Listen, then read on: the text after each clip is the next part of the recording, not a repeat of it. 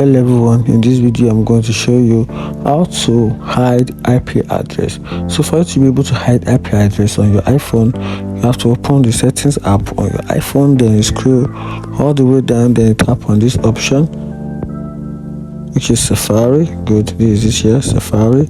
You tap on it, then there's another option while you scroll down a little, which is the IP address. Then just tap on the option, then you click on from trackers. So this is what this does, is that whenever this particular option is turned on, which is hide IP address, your IP address can be used to determine your personal information. So for this case now, in this case, once this thing is particularly on, then it will manage your IP address and it will hide it from trackers. So once this is on, then your IP address is safe and it can be hid for a very long time before it can be discovered by trackers in Safari.